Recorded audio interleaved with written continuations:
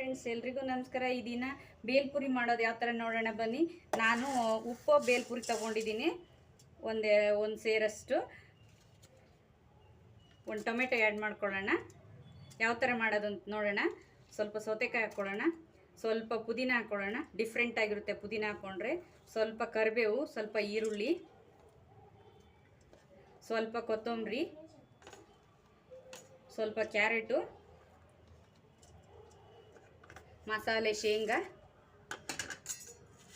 ಸ್ವಲ್ಪ ಮಿಕ್ಸರ್ ಯಾವುದಿದೆ ಅದನ್ನ ಹಾಕ್ಕೊಳ್ಳಿ ಮನೇಲಿ. ಖಾರ ಸ್ವಲ್ಪ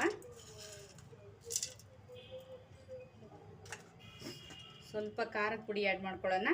ಗ್ರೀನ್ ಪೇಸ್ಟ್ ಹಾಕ್ತಾಯಿಲ್ಲ ನಾನು, ಗ್ರೀನ್ ಚಿಲ್ಲಿದು ಖಾರದ ಪುಡಿ ಹಾಕ್ತಾಯಿದ್ದೀನಿ. ಸ್ವಲ್ಪ ಶುಂಠಿ, ಸ್ವಲ್ಪ ಪೌಡ್ರು, ಸ್ವಲ್ಪ ಚಾಟ್ ಮಸಾಲೆ ಹಾಕ್ತಾಯಿದ್ದೀನಿ.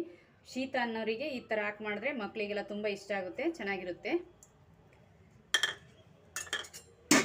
ನೋಡಿ ಯಾವ ಥರ ಇದೆ.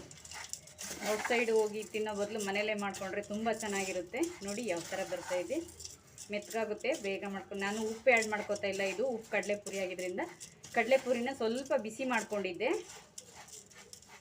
ನೋಡಿ ಯಾವ ಥರ ಬರ್ತಾಯಿದೆ. ಪುದೀನ, ಕೊತ್ತಂಬರಿ ಎಲ್ಲ ಹಾಕಿದ್ರೆ ತುಂಬ ಚೆನ್ನಾಗಿರುತ್ತೆ.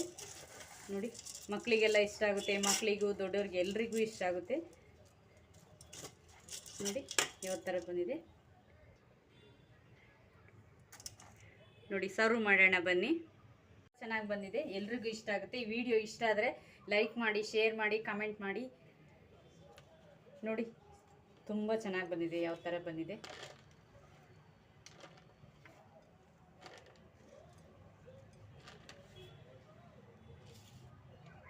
Bye friends.